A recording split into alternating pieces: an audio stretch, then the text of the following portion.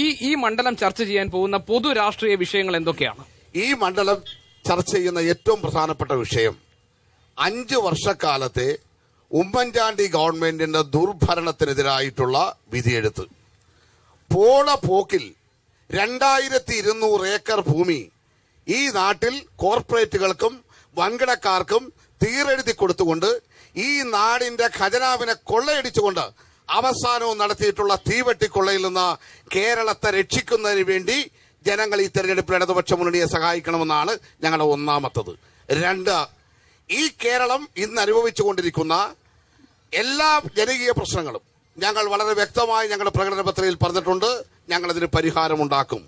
അതിലേറ്റവും പ്രധാനപ്പെട്ടത് അതിരൂക്ഷമായ വിലക്കയറ്റമാണ് ഈ നാട്ടിലെ ജനങ്ങൾ നേരിടുന്നത്.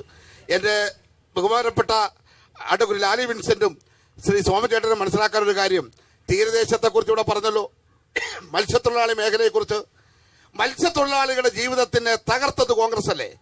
1991 വിദേശ കപ്പലിനും ട്രോളറിനും ലൈസൻസ് കൊടുത്ത നരസിംഹറാവു ഗവൺമെന്റിന്റെ കാലം തുടങ്ങി ഇപ്പോൾ ബഹുമാനപ്പെട്ട ശ്രീ നരേന്ദ്രമോദി വരെ വന്ന് നിൽക്കുമ്പോ ആ വിദേശ കപ്പലും ട്രോളറും കടൽ അരച്ചു വിറുക്കുകയാണ്.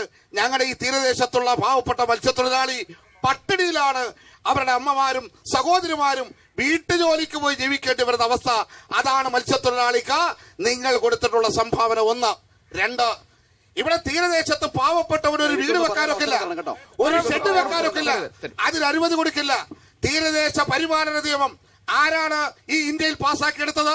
ബഹുമാനപ്പെട്ട ശ്രീ AK ആന്റണി, ശ്രീ വയലാർ രവി അടക്കം 6 ക്യാബിനറ്റ് മന്ത്രിമാർ കോൺഗ്രസിനുള്ള സന്ദർഭത്തിലാണ് ഇന്ത്യൻ പാർലമെന്റിനകത്ത് തീരദേശ പരിപാലന നിയമം പാസാക്കി. ഒരു ചെറിയ വീടിന് ഇന്ന് അനുവാദം പോലും കിട്ടുന്നില്ല, ഒരു വീട് വെക്കാൻ കഴിയാത്ത അവസ്ഥയുണ്ടായി. മത്സ്യത്തൊഴിലാളിയെ സംബന്ധിച്ച് അവന്റെ കടൽ എന്ന് പറഞ്ഞാൽ അവന്റെ ജന്മാവകാശമാണെങ്കിൽ ആ കടലിലേക്ക് അവൻ പോകേണ്ട എന്ന് പറഞ്ഞുകൊണ്ടുള്ള മീനാകുമാരി കമ്മിറ്റിയുടെ ശുപാർശ വന്നു. ആ മീനാകുമാരി കമ്മിറ്റിയെ വെച്ചതാരാണ്? കോൺഗ്രസിന്റെ UPA ഗവൺമെന്റ് ആണ്. അതിപ്പോ നടപ്പിലാക്കാൻ തയ്യാറായതാരാണ്? അത് നടപ്പിലാക്കാൻ തയ്യാറായത് BJPയുടെ ഗവൺമെന്റാ. ഇവിടുത്തെ വ്യവസായങ്ങൾ ഓരോന്നോരോന്നായി ഈ ഗവൺമെന്റ് വന്നതിന് ശേഷം നഷ്ടത്തിലായി. ആ വ്യവസായങ്ങൾ KSTP, ആട്ടോകാസ്റ്റ, ഹോംകോ എന്തിനേറെ അടച്ചുപൂട്ടിയിരിക്കുന്ന എക്സൽ ഗ്ലാസ് ഫാക്ടറി സ്വകാര്യ മുതലാളി തുറന്നില്ലെങ്കിൽ ഞങ്ങൾ ഇടതുപക്ഷം അധികാരത്തിൽ വന്നാൽ, തോമസ് ഐസക് ജയിച്ചാൽ ആ എക്സൽ ഗ്ലാസ് ഫാക്ടറി കോവളപുരത്തെ സ്പിന്നിംഗ് മില്ല് ഏറ്റെടുത്ത ഗവൺമെന്റ് പ്രവർത്തിപ്പിച്ചതുപോലെ തന്നെ എക്സൽ ഗ്ലാസ് ഫാക്ടറിയും തുറന്നു പ്രവർത്തിപ്പിക്കാനുള്ള നടപടികൾ ഞങ്ങൾ സ്വീകരിക്കും. അങ്ങനെ ആയിരക്കണക്കിന് തൊഴിലവസരങ്ങൾ ഈ ആലപ്പുഴയിലും കേരളത്തിലും ഉണ്ടാക്കാൻ ഇടതുപക്ഷ ജനാധിപത്യം പ്രവർത്തിക്കും. UDF സർക്കാരിന്റെ ഇതുവരെയുള്ള പ്രവർത്തനങ്ങളെ വിമർശിക്കുകയാണ് അദ്ദേഹം ചെയ്തത്. അത് ഈ തെരഞ്ഞെടുപ്പിൽ വലിയ രീതിയിൽ ചർച്ച ചെയ്യപ്പെടുമെന്ന് പറയുന്നു. എന്തൊക്കെയാണ് BJP ഈ വിഷയത്തിൽ കാണുന്ന കാര്യങ്ങൾ? അത് പറയുന്നതിന് മുമ്പ് എനിക്കൊരു അവസരം തരണം എന്ന് ഞാൻ സൂചിപ്പിച്ചത്, ശ്രീമൻ ചിത്തരഞ്ജൻ ചുമ്മാതങ്ങ് പറയുകയാണ് ചില കാര്യങ്ങൾ. നരസിംഹറാവു സർക്കാരാണ് ഈ തീരനിയമം കൊണ്ടുവന്ന് പറയുന്നു. അതിനുശേഷം അടൽജി സർക്കാർ വന്നു, വാജ്പേയി സർക്കാർ വന്നു. പിന്നെ നിങ്ങൾ ആ സർക്കാരിനെ കളഞ്ഞിട്ടൊരു 4.5 വർഷക്കാലം മൻമോഹൻ സിംഗിന്റെ മൂട് താങ്ങിയത് എന്തിനു വേണ്ടിയിട്ടാ? ആ കോൺഗ്രസ് അല്ലേ ഈ നിയമം പിന്നെ തുടരുന്നത്? അല്ല, ആ നിയമം പിന്നെ നടപ്പാക്കാൻ വേണ്ടിയിട്ട് കോൺഗ്രസ് അല്ലേ ഇത് ചെയ്തത്? മീനാകുമാരി കമ്മീഷൻ കൊണ്ടുവന്നതാരാ? ആ കോൺഗ്രസ്. അത് BJP നടപ്പാക്കിയിട്ടില്ല. BJP നടപ്പാക്കിയതിന് തെളിവ് തന്നു കഴിഞ്ഞിട്ടുണ്ടെങ്കിൽ ഈ പണി നമ്മൾ നിർത്താം. ഇല്ല, മീനാകുമാരി കമ്മീഷൻ റിപ്പോർട്ട് കേന്ദ്ര സർക്കാർ പരിഗണിച്ചിട്ടേ ഇല്ല. ആ നിയമം കേന്ദ്ര സർക്കാർ നടപ്പാക്കുന്നുമില്ല. കയർ മേഖലയ്ക്ക്, കാർഷിക മേഖലയ്ക്ക് ബഡ്ജറ്റിൽ പ്രത്യേകമായി പണം വകയിരുത്തിയത് ഈ ബഡ്ജറ്റിൽ കേന്ദ്ര സർക്കാർ പ്രധാനമന്ത്രി ഫസൽ ഭീമ യോജന കാർഷിക മേഖലയുടെ സമൃദ്ധിക്ക് വേണ്ടി കൊണ്ടുവന്നത് കാണാതിരുന്നു കൂടാ. ബഡ്ജറ്റ് രേഖകൾ വേണമെങ്കിൽ ഒന്ന് പരിശോധിച്ചോ. ഡയാലിസിസിന്റെ പ്രശ്നം ആരോഗ്യ മേഖലയിൽ നമ്മുടെ 2 ജനറൽ ആശുപത്രികളാണ് സുഹൃത്തുക്കളെ. ആലപ്പുഴയിലെ 2 ജനറൽ ആശുപത്രി, ആലപ്പുഴയിലും മാവേലിക്കരയിലും. ഹരിപ്പാട് ജനറൽ ആശുപത്രി ആയാലും അവിടെയും ജനറൽ ആശുപത്രികൾ ഡയാലിസിസിന് സൗജന്യമായി സംവിധാനം ഏർപ്പെടുത്തിയ ഗവൺമെന്റ് BJPയുടെ ഗവൺമെന്റാ, നരേന്ദ്രമോദിയുടെ ഗവൺമെന്റാ. ചുമ്മാതെ അങ്ങ് പറഞ്ഞ് പോയിട്ട് വലിയ കാര്യമൊന്നുമില്ല. ആലപ്പുഴ ജില്ലയിൽ ആകെ ഉള്ളത് ഒരു ജനറൽ ആശുപത്രിയേ ഉള്ളൂ, ആലപ്പുഴ ഉള്ളത്. നിങ്ങൾ ജില്ലാ ആശുപത്രിയാണ്. ആയിക്കോട്ടെ, ആ ആശുപത്രി ആലപ്പുഴ ജില്ലയിൽ വണ്ടാനം മെഡിക്കൽ കോളേജിൽ അല്ലാതെ ഒരു ഡയാലിസിസ് യൂണിറ്റ് ഉള്ള ഒരു സ്ഥാപനം ചൂണ്ടിക്കാണിച്ചാൽ ബഡ്ജറ്റിൽ തുക വകയിരുത്തിയിട്ടുണ്ട് സുഹൃത്തെ. ബഡ്ജറ്റിൽ തുക വകയിരുത്തിയിട്ടുണ്ട്. പുറത്തു വരണം. ബഡ്ജറ്റിൽ തുക വകയിരുത്തിയിട്ടുണ്ട്. നിങ്ങൾ നിങ്ങളുടെ എംപിയോട് ദേശീയോടൊന്ന് ചോദിച്ചാൽ മതി, എംപിയോടൊന്ന് ചോദിച്ചാൽ മതി. ബാർക്കോഴ സോളാർ വിവാദം, കോൺഗ്രസിനകത്തിലുള്ള പ്രശ്നങ്ങൾ, സ്ഥാനാർത്ഥിത്വവുമായി ബന്ധപ്പെട്ട് VM സുധീരൻ ഉന്നയിച്ചിട്ടുള്ള ആക്ഷേപങ്ങൾ, അതിന്റെ പേരിലുണ്ടായ ചർച്ചകൾ, ഇതെല്ലാം തന്നെ പൊതുരാഷ്ട്രീയ വിഷയങ്ങളായി മണ്ഡലത്തിൽ ചർച്ച ചെയ്യപ്പെടില്ലേ ഇവിടെ? ഞാൻ ഇതിന് ഉത്തരം പറയും മുമ്പ് ഒരു കാര്യം പറയട്ടെ. കഴിഞ്ഞ ഇടതുപക്ഷ ജനാധിപത്യ മുന്നണിയുടെ ഭരണകാലത്ത് ഇവിടുത്തെ MLA സാമ്പത്തിക മന്ത്രിയായിരുന്നു. അദ്ദേഹത്തിന് ആ കാലഘട്ടത്തും എക്സൽ ഫാക്ടറിക്ക് വേണ്ടി ഒന്നും ചെയ്യാൻ കഴിഞ്ഞില്ല. ഞാൻ പറഞ്ഞു തീരട്ടെ. കഴിഞ്ഞ 15 കൊല്ലമായി അദ്ദേഹത്തിന് കഴിയാത്തൊരു കാര്യം ചെയ്യാൻ ഇനിയും ഒരു 5 കൊല്ലം അദ്ദേഹത്തിന് അവസരം കൊടുക്കണോ വേണ്ടയോ എന്ന് ഇവിടുത്തെ ജനം ഒന്ന് ആലോചിക്കട്ടെ. അദ്ദേഹം ഈ ചെയ്യുമെന്ന് പറഞ്ഞ ഓരോ കാര്യങ്ങളും, ഡ്രഗ് ഫാക്ടറി ആണെങ്കിലും ഹോമിയോ മെഡിസിൻ ആണെങ്കിലും അതേപോലെയുള്ള കാര്യങ്ങളിലും കഴിഞ്ഞ 15 കൊല്ലവും ഇപ്പൊ ശരിയാക്കാം എന്ന് പറഞ്ഞ് 15 കൊല്ലം കളഞ്ഞില്ലേ? ഇനി ഒരു 5 കൊല്ലം ചോദിക്കുന്നത് മര്യാദയാണോ എന്നൊന്ന് ആലോചിക്കേ. ഇനി ചോദ്യത്തിന് ഉത്തരം തരാം. ഞാൻ ഈ ചോദ്യത്തിന് ആദ്യം ഉത്തരം കൊടുക്കട്ടെ, എന്നിട്ട് ഞാൻ ഈ ചോദ്യത്തിന് ആദ്യം ഉത്തരം പറഞ്ഞിട്ട് നിങ്ങളോട് ഉത്തരം പറയാം. ആദ്യം ഈ ചോദ്യത്തിന് ഉത്തരം പറയട്ടെ.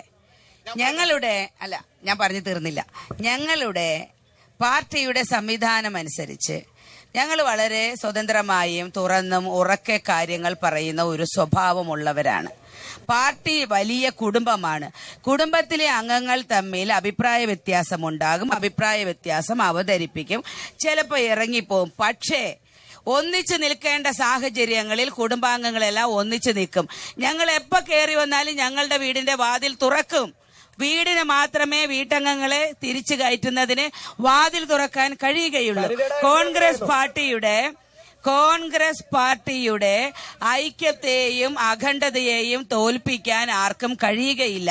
സ്ഥാനാർത്ഥി നിർണയത്തെക്കുറിച്ചും ഗവൺമെന്റിന്റെ തീരുമാനങ്ങളെക്കുറിച്ചും ഉറക്കെ പാർട്ടിക്കകത്ത് ചർച്ചകൾ ഉണ്ടായി എങ്കിൽ അത് വളരെ ആരോഗ്യകരവും ജനാധിപത്യപരവുമായ ചർച്ചകളായിരുന്നു.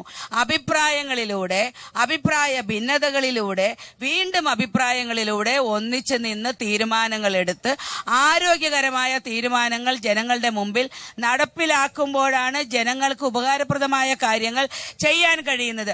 ആ ആരോഗ്യകരമായ തീരുമാനങ്ങളാണ് KPCC പ്രസിഡന്റും മുഖ്യമന്ത്രിയും ശ്രീ രമേശ് ചെന്നിത്തലയും മറ്റു നേതാക്കന്മാരും ഇപ്പോൾ നടപ്പിലാക്കിയതും സ്ഥാനാർത്ഥികളെ ജനങ്ങളുടെ മുമ്പിൽ അവതരിപ്പിച്ചതും. ഈ എക്സൽ ഗ്ലാസ് ഫാക്ടറിയെ കുറിച്ച് പറഞ്ഞല്ലോ, മാഡം അത് കണ്ടിട്ടുണ്ടോ എവിടെയാണെന്ന്? ഞാൻ 86 അതിന്റെ കമ്മീഷണറായിരുന്നു. കോടതിയിൽ മുതലാളിയുടെ ആളായിട്ട് പോയി കാണും. അതല്ല എക്സൽ ഗ്ലാസ് ഫാക്ടറി എന്ന് പറയുന്നത് ഡോക്ടർ തോമസ് ഐസക് 2006 മുതൽ 2011 വരെ ധനകാര്യമന്ത്രി ആയിരുന്നപ്പോ ആ ഫാക്ടറിയുടെ പ്രവർത്തനം മുന്നോട്ട് കൊണ്ടുപോകാൻ KFC അടക്കമുള്ള ധനകാര്യ സ്ഥാപനങ്ങളിൽ ഒത്തിരി വായ്പ കൊടുത്തുകൊണ്ട് ആ സ്വകാര്യ സ്ഥാപനം പ്രവർത്തിപ്പിക്കാൻ വേണ്ടി ആവുന്നത്ര ചെയ്തു. ഈ ഗവൺമെന്റ് വന്നതിന് ശേഷം മുതലാളി അടച്ചിട്ട് പോയി. ഒരു ചെറുവിരലടക്കാൻ ഈ UDFന്റെ ഗവൺമെന്റ് തയ്യാറായിട്ടില്ല. പിന്നെ തോമസ് ഐസക് പറഞ്ഞതെല്ലാം ചെയ്തിട്ടുണ്ടോ എന്നുള്ളതുമായ ഒരാഴ്ച ഇവിടെ താമസിച്ചൊന്ന് തിരക്ക് നോക്കണം.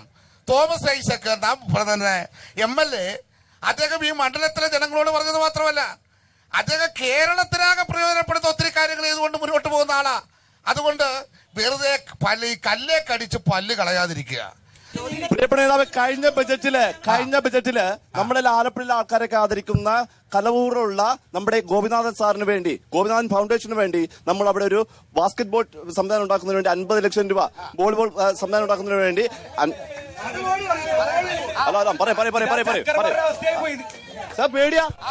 പേടിച്ചടിക്കുക. എന്റെ പ്രായം 34 വെട്ടുമായിട്ടും ചോദിക്കട്ടെ. നിങ്ങൾ കലവൂരിലുള്ള സ്പോർട്സ് അക്കാദമിക്ക് വേണ്ടി ഫണ്ട് അനുവദിച്ചതും വയലാർ എക്സാബിഷൻ മണ്ഡപത്തിന് 40 ലക്ഷം രൂപ അനുവദിച്ചതിന്റെ മൾട്ടി കളർ ഫ്ലെക്സുകൾ അങ്ങ് വയലാർ മുതൽ കലവൂർ ജംഗ്ഷൻ വരെ വെച്ചിരുന്നു. പക്ഷേ 1 രൂപ ആ ഫണ്ടിന് വേണ്ടി മാറ്റിവെച്ചില്ല. ബജറ്റ് പ്രസ്താവന മാത്രമേ ഉണ്ടായിരുന്നുള്ളൂ. അത് ശരിയാണോ? 10 മാസം ഉണ്ടായിട്ട് സ്പിന്നേഴ്സിനൊന്ന് കറണ്ട് കൊടുത്തോ? 2010-11 ബഡ്ജറ്റ് എടുത്ത് എന്റെ സുഖിയ സുഹൃത്തൊന്ന് വായിച്ചു നോക്കണം. എന്തെങ്കിലും സാധാരണ യൂത്ത് കോൺഗ്രസ്സുകാർ പറയണം, ഇവരൊക്കെയാണ് പറയില്ലേ? പണ്ട് DYFL ഉണ്ടായിരുന്നല്ലേ? ആ ബഡ്ജറ്റിനകത്ത് വളരെ കൃത്യമായി പോയി അന്വേഷിക്കണം. കലവൂർ ഗോപിനാഥ് എന്ന് പറയുന്ന ഒളിമ്പ്യൻ, അദ്ദേഹം ഇവിടെ വോളിബോളിലായിരുന്നു, ബാസ്കറ്റ്ബോൾ അല്ല.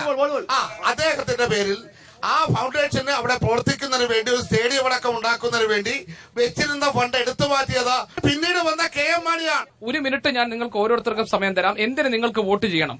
അല്ലെങ്കിൽ നമ്മൾ ഇവിടെ പ്രോഗ്രാം കട്ട് ചെയ്യും. പറയൂ, എന്തിനു വോട്ട് ചെയ്യണം? കേരളത്തിൽ ഇന്ന് നിലനിൽക്കുന്ന വികസനമില്ലായ്മ അത് പരിഹരിക്കാൻ വോട്ട് ചെയ്യണം.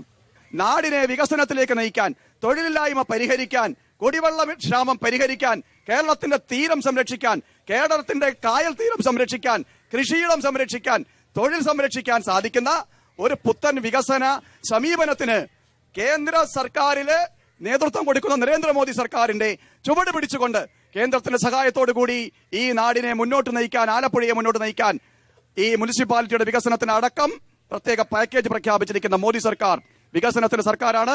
ഒരു പുത്തൻ വികസന സമീപനം നാട്ടിൽ ഉയർന്നു വരാൻ, വികസനത്തിനു വേണ്ടി ആലപ്പുഴയിലെ ജനങ്ങള് വോട്ട് ചെയ്യണമെന്നാണ് BJPയുടെ അഭ്യർത്ഥന.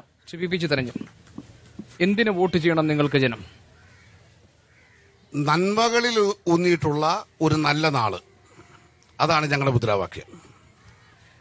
BJP പറയുന്നതിനൊന്നും മറുപടി പറയാൻ പോവുകയല്ല. ഞങ്ങൾ കേരളത്തെ സംബന്ധിച്ചിടത്തോളം ഇന്ന് ഈ കേരളം നേരിടുന്ന വിവിധങ്ങളായ ജനകീയ വിഷയങ്ങളും വികസന പ്രശ്നങ്ങളും പരിഹാരമുണ്ടാക്കി കേരളത്തെ ഐശ്വര്യപൂർണമായ ഒരു കേരളം എന്നുള്ള നിലയിലേക്ക് മാറ്റി തീർക്കുന്നതിന് വേണ്ടി ഇടതുപക്ഷ ജനാധിപത്യ മുന്നണി അധികാരത്തിൽ വരണം. ഈ സംസ്ഥാനത്തിന്റെ ഏറ്റവും വലിയ പ്രത്യേകത മതനിരപേക്ഷതയാണ്, മതേതരത്വമാണ്. ആ മതനിരപേക്ഷതയും മതേതരത്വവും നിലനിൽക്കണം. ഇവിടെ ജാതിയുടെയും മതത്തിന്റെയും പേരിൽ ജനങ്ങൾ ഏറ്റുമുട്ടുന്ന ഒരു സാഹചര്യം ഉണ്ടായിക്കൂടാ. അതുകൊണ്ട് കേരളത്തിന്റെ മതേതര സങ്കല്പത്തെ അതിന് കളങ്കം വരുത്താതിരിക്കാൻ കഴിയണമെങ്കിൽ ഇടതുപക്ഷത്തിന്റെ കൈകളിൽ മാത്രമാണ് കേരള സംസ്ഥാനത്ത് അത്തരമൊരു സാഹചര്യം സൃഷ്ടിക്കാൻ കഴിയുന്നത്. അതിനുവേണ്ടി ഇടതുപക്ഷ ജനാധിപത്യ മുന്നണി അധികാരത്തിൽ കൊണ്ടുവരണമെന്നാണ് ഞങ്ങൾ ഈ നാട്ടിലെ ജനങ്ങളോട് അപേക്ഷിക്കുന്നത്.